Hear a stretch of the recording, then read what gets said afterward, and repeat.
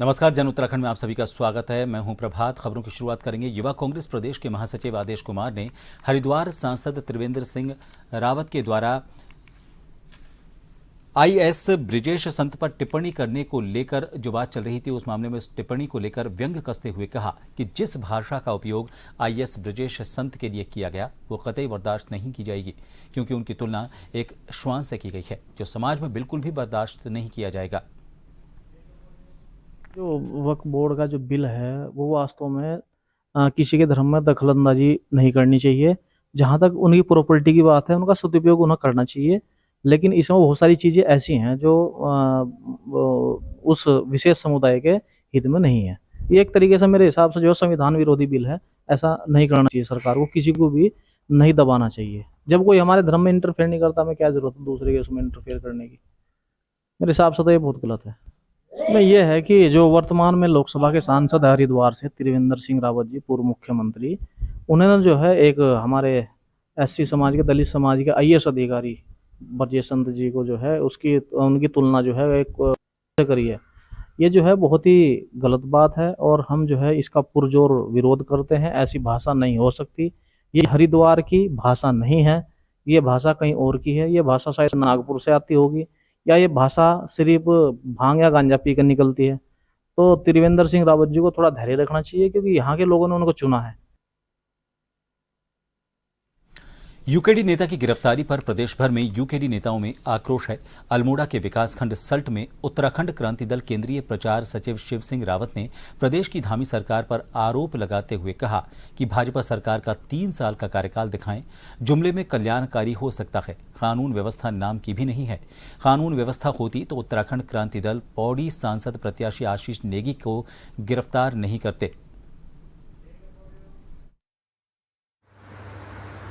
ये केवल दिखावे और जुमले में कल्याणकारी हो सकती है, कानून व्यवस्था कहीं नाम की भी नहीं है। अगर कानून व्यवस्था होती तो ये उत्तराखंड पौड़ी के सांसद प्रत्याशी आशुतोष नेगी को गिरफ्तार नहीं करते। कानून व्यवस्था होती तो ये वो लड़के जो होटल में जिनका लाखों रुपया पेंडिंग था वो कानून के पास जाते,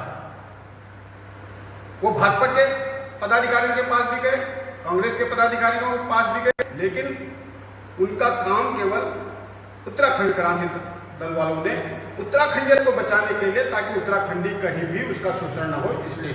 और ये बहुत दुर्भाग्य है कि उनको ये तानाशाह सरकार, एक तंत्र वाली तानाशाह सरकार उनका शोषण कर रही है, उत्तराखंडियों का शोषण कर रही है और दावा आवाज को कुचलना चाहती है, दबाना चाहती है। वक्फ बोर्ड बिल को लेकर मंगलौर पुलिस चौकी पर पहले से ही सोशल मीडिया के माध्यम से मदरसा बोर्ड के अध्यक्ष शमून कासमी और वक्फ बोर्ड के अध्यक्ष शादाब शम्स का पुतला फूंकने का ऐलान किया गया था।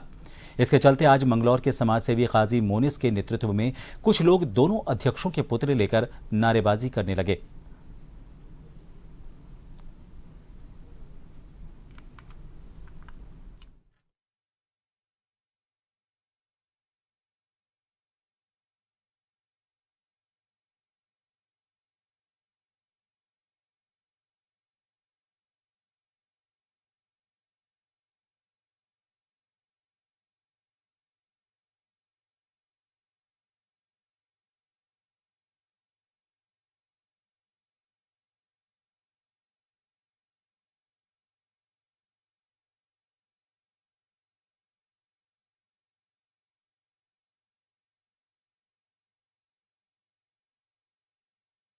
रामनगर के सामाजिक कार्यकर्ता नरेंद्र शर्मा ने संसद में वक्फ बोर्ड को लेकर की गई कार्रवाई का स्वागत किया। उन्होंने बताया कि उत्तराखंड में कई इलाकों में वक्फ बोर्ड के नाम पर अवैध रूप से संपत्तियों का कब्जा किया गया है, जो पूरी तरह से गैर कानूनी है। उन्होंने कहा कि ऐसा ही मामला रामनगर विकासखंड के ग्राम गौजानी क्षेत्र का भी है। उन्होंने इस मामले में मुख्यमंत्री से जांच करने के साथ ही जमीन को वक्फ बोर्ड से मुक्त करने की मांग की। मामले में एसडीएम राहुल शाह ने बताया कि इस मामले में पुराने अभिलेख निकालकर जांच की जाएगी। संसद में कल लोकसभा के अंदर वक्फ बिल पास हुआ है, उसका हम स्वागत करते हैं। निश्चित तौर पे इसके पास होने से जो वक्फ के नाम पर देश के अंदर जो है अवैध रूप से संपत्तियां हड़पी गई हैं, उसका जो है निस्तारण होगा। और ऐसी ही संपत्ति रामनगर में भी हड़पी गई और यहाँ के जनप्रतिनिधियों ने जो भी जनप्रतिनिधि रहे हैं उन्होंने इसको नजरअंदाज किया और हमारे यहाँ रामनगर में जो है वक्फ बोर्ड ने जो है 12 बीघे जमीन पर जो है अवैध रूप से जो है कब्जा किया हुआ है। जो कब्रिस्तान की भूमि वर्तमान में रिकॉर्ड में है, उस भूमि को गलत रूप से दर्ज करने का आरोप लगाया गया है। वर्तमान जो हमारा राजस्व अभिलेख है उसमें कब्रिस्तान के रूप में भूमि दर्ज है और इसके अलावा वक्फ अधिनियम के अंतर्गत वक्फ संपत्ति भी घोषित है।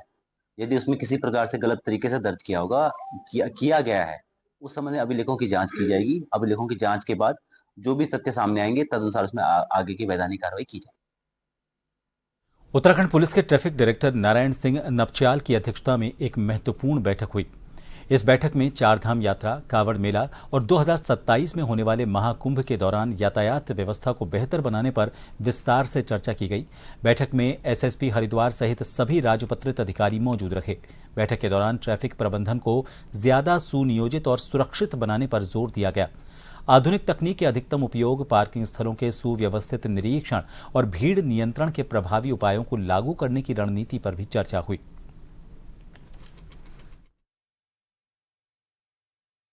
कुछ दिनों में हमारा चारधाम यात्रा शुरू होने वाली है और 2027 में जो प्रस्तावित कुंभ है उसके दृष्टिगत हरिद्वार पुलिस के साथ हमारी मीटिंग हुई है। तो उसमें जो हमारा चारधाम यात्रा और कुंभ में जो ट्रैफिक का हमारा आवागमन रहेगा विभिन्न हमारे जो रूट्स से, तो उसके संबंध में हमने इसके निरीक्षण यहाँ की हमारी जो कोर कमेटी है देहरादून की एसएसपी हरिद्वार के नेतृत्व में जो कोर कमेटी बनी हुई है, तो उसके साथ मेरे निरीक्षण किया गया। तो उसमें हमने सारे जो रूट प्लान है हमारे कि कैसे ट्रैफिक और पब्लिक का फ्लो आएगा और उनके लिए स्थायी और अस्थायी जो पार्किंग्स होंगे और कैसे रूट्स को व्यवस्थित किया जाएगा।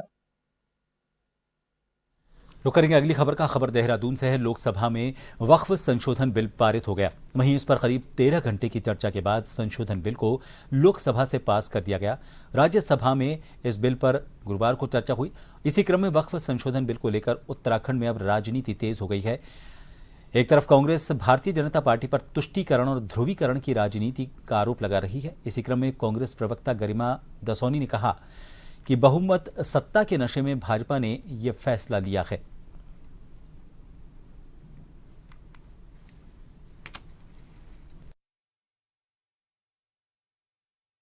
वक्फ बोर्ड जो संशोधन लाया जा रहा है उसमें कहीं ना कहीं नीयत जो है वक्फ बोर्ड की संपत्तियों को हड़पने की दिखाई पड़ रही है। दूसरी नीयत जो है साफ तौर पर दिखाई पड़ रहा है कि तुष्टीकरण और ध्रुवीकरण की और अपना वोट इंटैक्ट रखने के लिए एक समुदाय विशेष को टारगेट करने का लक्ष्य दिखाई पड़ रहा है। साफ तौर पर कम से कम 8 से 10 जो धाराएं हैं, जो आर्टिकल्स हैं हमारे संविधान की, उन पर चोट करता हुआ ये दिखाई पड़ रहा है। वक्फ बोर्ड का जो विधेयक आया है ये मुसलमान जो छोटे तबके का था, गरीब तबके का था, निचले तबके का था, उसके लिए ये बड़े लाभदायक होगा। इस पर कुछ लोगों की नज़र होती थी, गिद्ध दृष्टि होती थी। आदरणीय नरेंद्र मोदी जी ने उस गिद्ध दृष्टि को हटाने का काम किया और आम जो निचले तबके का मुसलमान था, गरीब था, जिसके उपयोग में वक्फ बोर्ड की संपत्ति का काम आना चाहिए था, वो अब आएगा। पिछले कुछ दिन पहले सरकार में प्रदेश के अलग अलग क्षेत्र के नाम बदलने का फैसला लिया गया था, तो वहीं विपक्ष सरकार पर तुष्टीकरण की राजनीति का आरोप लगा रही है। इसी को लेकर भाजपा प्रदेश प्रवक्ता विपिन कैंथोला का कहना है कि सरकार कोई तुष्टीकरण की राजनीति नहीं कर रही। जो जनता की मांग है उनको सरकार धरातल पर उतारने का काम कर रही है। नाम कहीं पहली बार हमारी सरकार ने नहीं बदले हैं, पहले की सरकारों में भी कई नामों को बदला गया। कांग्रेस पहले अपने गिरेबान में झांक कर देखे और उसके बाद ही किसी पर आरोप लगाए।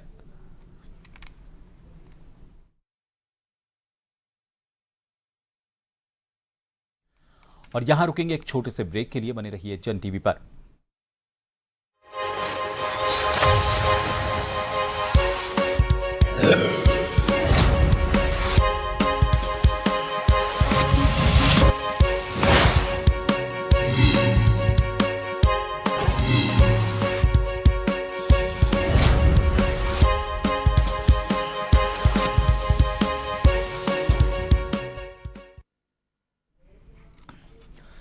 एक बार फिर आप सभी का स्वागत है। हल्द्वानी के चौसला गांव में बाहरी व्यक्तियों द्वारा लगातार खरीदी जा रही जमीन और डेमोग्राफिक चेंज को लेकर हल्द्वानी तहसील में हिंदूवादी संगठनों ने प्रदर्शन किया। इस दौरान शिकायतकर्ता विपिन पांडे ने बताया कि उनके द्वारा चौसला गांव में 1 साल पहले डेमोग्राफिक चेंज होने और बाहरी व्यक्तियों द्वारा लगातार ग्रामीण क्षेत्रों में जमीन खरीदकर रजिस्ट्री किए जाने की शिकायत की गई थी, लेकिन उसके बावजूद बाहरी व्यक्तियों द्वारा रजिस्ट्री किए जाने का सिलसिला नहीं रोका गया और इन सब में स्थानीय जिला प्रशासन की भूमिका भी संदिग्ध है। देखिए, ग्राम चौसला में जो खरीद फरोख्त हो रही है उसके संबंध में स्थानीय जनप्रतिनिधि आयुक्त महोदय से मिले थे और एक ज्ञापन प्रेषित किया था। इस ज्ञापन का संज्ञान लेते हुए ग्राम चौसला में जांच करवाई गई और तहसील की टीम को भेजा गया। तो पाया गया कि कुछ भूमिधरों द्वारा जो अपनी संक्रमणीय अधिकार वाली भूमि है उसका छोटे छोटे टुकड़ों में विक्रय किया जा रहा है और लगभग अभी तक 60 व्यक्तियों को ये भूमि विक्रय कर दी गई है, पुनर्विक्रय में की गई है। मैं डर है आने वाले समय में पूरे जंगल को कैप्चर कर देंगे, हमारी संस्कृति हमारी डेमोक्रेसी पूरी तरीके से बर्बाद कर देंगे। इसलिए हम चेता देना चाहते हैं तहसीलदार महोदय को, एसडीएम महोदय को, डीएम महोदय को, रेवेन्यू डिपार्टमेंट के जितने भी अधिकारी पदाधिकारी है इसको तुरंत संज्ञान लेके उन पे पेच कसें, अन्यथा ये तो शुरुआत है। आने वाले समय में हम सारे समाज को इकट्ठा करके इनके ऊपर बरसेंगे। मैं कह रहा हूँ, आप तहसीलदार हैं, आप जब से यहाँ हैं मैं तब से पूरी फाइल बना के लाया हूँ। आपके द्वारा कितने कैसे कृत्य किए गए हैं तो उसका जवाब कौन देगा? मैं कह रहा हूँ अगर एसडीएम हल्द्वानी उनका सवाल का जवाब दे सकते हैं तो मैं उन्हें भी आमंत्रित करता हूँ, लेकिन उनको सवाल का जवाब सार्वजनिक देना पड़ेगा। मैं अकेले में जवाब। ज्वालापुर विधानसभा सीट से पूर्व विधायक और रविदास विश्व महापीठ के राष्ट्रीय अध्यक्ष सुरेश राठौड़ ने अपनी छवि खराब करने की साजिश का गंभीर आरोप लगाया। उन्होंने उर्मिला सनावर पर फर्जी वीडियो एडिट कर उन्हें और उनके परिवार को बदनाम करने का आरोप लगाते हुए प्रशासन से कड़ी कार्रवाई की मांग की। आपको बता दें, पूर्व विधायक सुरेश राठौड़ का कहना है कि उर्मिला सनावर लगातार अफवाहें फैला रही हैं और सोशल मीडिया का दुरुपयोग कर रही हैं। महिला जो है उर्मिला शर्मा, जो मुकेश शर्मा की पत्नी है, वो जानबूझकर मेरे को बदनाम कर रही है, मेरा नाम का प्रयोग करती है। मेरी अपनी आईडी के ऊपर किस हैसियत के साथ वो उर्मिला सुरेश राठौर पूर्व विधायक ज्वालापुर लिखती है। मैंने इसकी शिकायतें भी की हैं, उसके ऊपर कानूनी कार्रवाई होनी चाहिए। अगर कहीं कोई शादी करती, वो आज तक उसका तलाक नहीं हुआ, मेरा तलाक नहीं हुआ। हिंदू रीति रिवाज के अनुसार जब तक कोई व्यक्ति या पति पत्नी हो उसका तलाक ना हो तो दूसरी शादी करना संभव नहीं है। इस तरह के मिथ्या आरोप लगाकर मेरी सामाजिक छवि, मेरी राजनीतिक छवि को जो दुष्प्रचार करके खराब करने का काम किया जा रहा है, मैं शासन प्रशासन से अपील करूंगा, मीडिया कर्मियों से ये निवेदन करूंगा कि ऐसे कृत्य करने वाले लोगों को जो गिरोह बनाकर इस तरह के कृत्य कर रहे हैं उनके विरुद्ध कार्रवाई की जानी चाहिए। मुकदमे होंगे। आनंद है लड़का, एक गिरफ्तारी उसकी हुई है जो मेरी बेटी को बदनाम करने का काम किया। उसके विरुद्ध, उर्मिला शर्मा के विरुद्ध कई सारे मुकदमे दर्ज हैं। ज्वालापुर में मैंने कराया, मानहानि का दावा मैंने किया, मेरी बेटी ने उसको रानीपुर थाने के अंदर मुकदमा दर्ज कराया।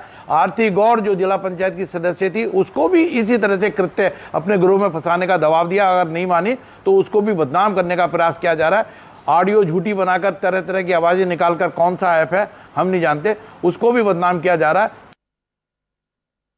अवैध निर्माण मामले में दाखिल याचिका पर हाईकोर्ट ने गढ़वाल कमिश्नर को 5 अप्रैल को व्यक्तिगत रूप से कोर्ट में पेश होने के निर्देश दिए हैं। कोर्ट ने उन्हें यह भी बताने के लिए कहा कि कैसे MDDA अवैध निर्माण कार्यों को कंपाउंड कर रहा है। मुख्य न्यायाधीश नरेंद्र और न्यायमूर्ति आलोक मेहरा की खंडपीठ ने यह आदेश दिया। ऋषिकेश निवासी पंकज अग्रवाल और अन्य ने हाईकोर्ट में जनहित याचिका दायर कर कहा था, उसमें कहा गया कि अवैध निर्माण का काम ऋषिकेश में ही नहीं, देहरादून और मसूरी में भी चल रहा है।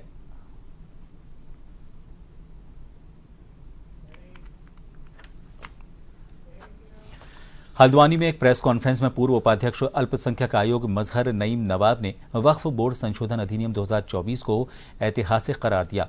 उन्होंने कहा कि यह अधिनियम न केवल वक्फ संपत्तियों की सुरक्षा सुनिश्चित करेगा बल्कि उनके सही उपयोग की दिशा में भी एक बड़ा कदम साबित होगा। मजहर नईम नवाम ने कहा कि प्रधानमंत्री नरेंद्र मोदी की सरकार ने इस कानून के जरिए पारदर्शिता और जवाबदेही को प्राथमिकता दी है, जिससे वक्फ संपत्तियों का लाभ सीधे गरीबों, जरूरतमंदों और मुस्लिम समाज के पिछड़े वर्गों तक पहुंचेगा। उन्होंने ये भी कहा कि लंबे समय से वक्फ संपत्तियों पर अवैध कब्जों और दुरुपयोग की शिकायतें रही हैं, लेकिन अब इस अधिनियम के तहत सख्त कार्रवाई की जाएगी।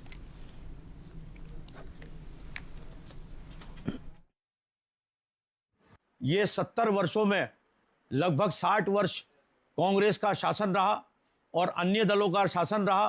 भारतीय जनता पार्टी उस सरकारों में शामिल नहीं रही। उसके बाद भी इन्होंने 70 वर्षों में वक्फ की संपत्तियों पर जो कब्जे किए हैं, मुतवल्ली जो हैं वो सारे कांग्रेस के लोग जमे हैं और अन्य दलों के लोग वक्फ संपत्तियों पे काबिज हैं। करोड़ों रुपए की संपत्तियों को खुर्द-बुर्द किया गया। ना उस संपत्तियों से कभी भी गरीबों का भला हुआ है, ना कोई शिक्षा के क्षेत्र में बड़ा काम हुआ है। हरिद्वार गंगा किनारे चंद कदमों की दूरी पर खुलेआम अवैध शराब बिक रही है, जिसका वीडियो एक वायरल हुआ है। यहां से डीएम, एसपी और नेता गुजरते हैं। माफिया बिना डर के कारोबार चला रहा है। हर की पैड़ी तक फैला हुआ अवैध शराब का नेटवर्क सवाल उठाता है कि आखिर प्रतिबंधित क्षेत्र में शराब आ कहां से रही है।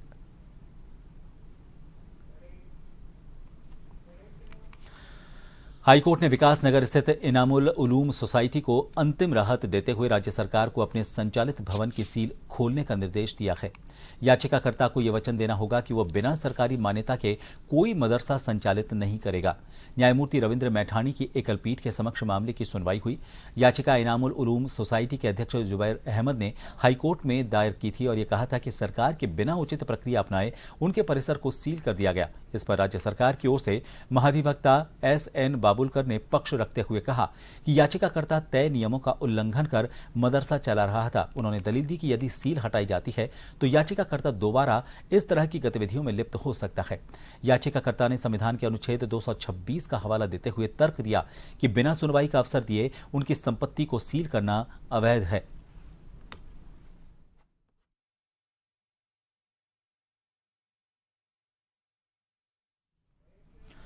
गर्मी बढ़ने के साथ साथ जंगलों में आग लगने का सिलसिला भी शुरू हो गया है।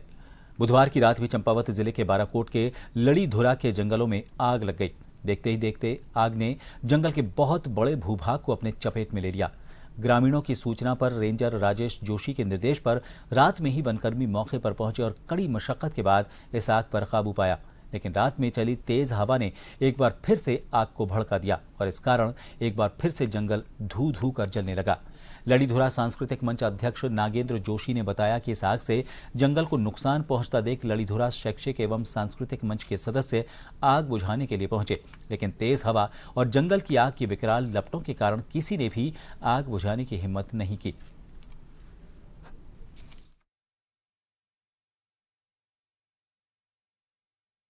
उत्तराखंड में कुट्टू के आटे के 6 सैंपल फेल हुए हैं। फेल हुए सैंपल में जहरीला माइकोटॉक्सिन, कीड़े और फंगस पाए गए हैं। ये सैंपल देहरादून, हरिद्वार और उधम सिंह नगर जिले के अलग अलग जगहों से लिए गए हैं। इसको खाने से देहरादून और हरिद्वार में 400 के करीब लोग बीमार पड़ गए थे और इसके बाद खाद्य संरक्षण एवं औषधि प्रशासन विभाग अलर्ट हुआ।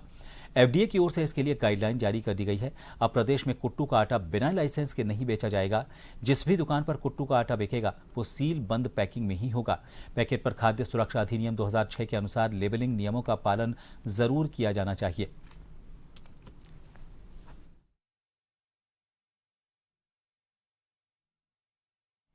पायलट बाबा आश्रम पर कब्जे की जंग को लेकर संत पर हमला करने का एक मामला सामने आया है। घटना की तस्वीर सीसीटीवी में भी रिकॉर्ड हुई है।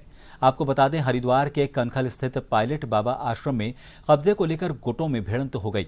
करोड़ों की संपत्ति पर कब्जे की लड़ाई में बाउंसर ने संत स्वामी कर्णगिरी पर हमला करने की कोशिश की।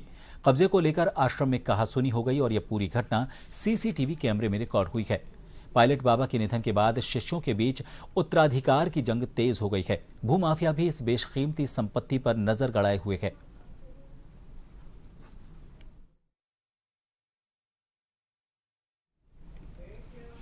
और बुलेटिन में एक बार फिर रुक करेंगे हेडलाइंस का।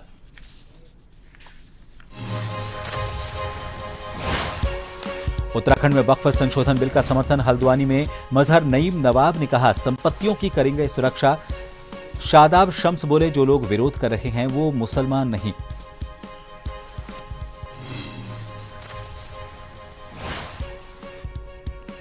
हल्द्वानी में बाहरी लोगों द्वारा खरीदी जा रही जमीन, हिंदूवादी संगठनों ने किया प्रदर्शन। प्रशासन की बताई भूमिका, लगी फैक्ट्री को सील करने की मांग।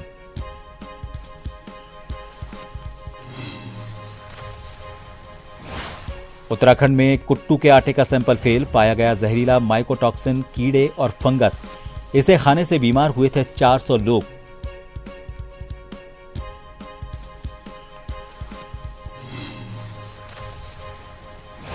चारधाम यात्रा 2025 शुरू होने में 1 महीने से कम समय है बचा। डीएम बिष्ट ने यात्रा की सभी तैयारियों को दुरुस्त करने के दिए निर्देश। वैकल्पिक मार्ग पर जोर।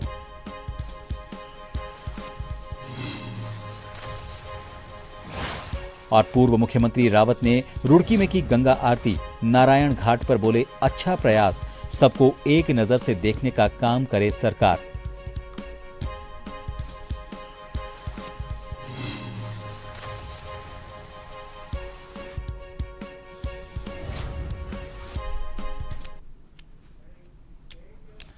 और फिलहाल के लिए जन उत्तराखंड में इतना ही। नमस्कार।